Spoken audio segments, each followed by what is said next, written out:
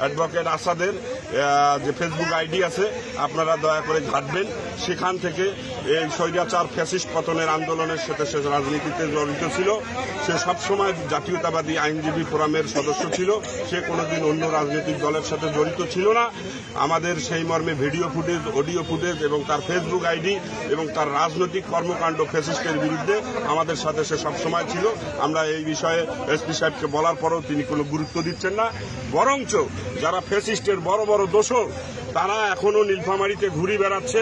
SP সাহেব এই বিষয়ে কোনো পদক্ষেপ না নিয়ে তিনি বিএনপির লোককে আওয়ামী লীগ বানিয়ে চালান দিচ্ছে। এবং কয়েকদিন আগে ডিমলায় আপনারা জেনে অবাক হবেন, আব্দুল ওহাব নামের একজন বিএনপির যুব দলের নেতাকে সেখানে যুবলীগ কর্মী বানিয়ে ডিমলার আফতাব উদ্দিনের 212 নম্বর মামলায় তাকে চালান দেওয়া হয়েছে। এইভাবে বিএনপি জামাতের বিরোধী দলীয় নেতৃত্ব যারা এখন বর্তমানে ফ্যাসিস্টের বিরুদ্ধে ছিল, তাদেরকে অন্যায়ভাবে এই এসপি মহোদয় এবং পুলিশ প্রশাসন তাদেরকে গ্রেপ্তার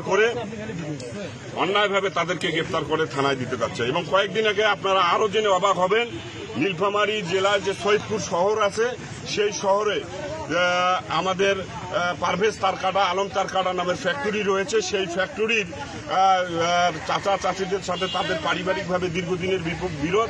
2009 সালে এই বিষয়ে তৎকালীন ডিসি, এসপি, ডিওনো, ওসি, পৌরসভার মেয়র, উপজেলা চেয়ারম্যান সবাই জানে এবং সৈয়দপুরের ঘরে ঘরে জানে যে ওই বিষয় নিয়ে দ্বন্দ্ব চলতেছে, পারিবারিক বিষয়ে।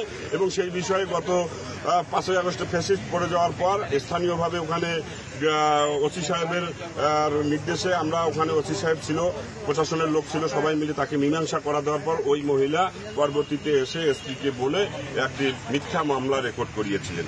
এইভাবে প্রথম দিন একজন আইনজীবীর বিরুদ্ধে মিথ্যা মামলা রেকর্ড করলেন। এখন আর একজন আইনজীবীকে তিনি অন্যায়ভাবে ডিমলা থানায় বসিয়ে রেখেছেন এবং বলতেছেন উনি নাকি চালান দিবে। আমরা এর তীব্র প্রতিবাদ জানাচ্ছি এবং আমাদের আইনজীবীকে যদি ছেড়ে দেওয়া না হয়, আমাদের আইনজীবী অপরাধ করলে অবশ্যই বিচার হবে, কিন্তু অন্যায়ভাবে কোনো আইনজীবীকে যদি গ্রেপ্তার করা হয়, আইনজীবীকে জন্য হয়রানি করা হয়, তাহলে আমরা ভবিষ্যতে বড় ধরনের কর্মসূচিতে যাব ইনশাআল্লাহ।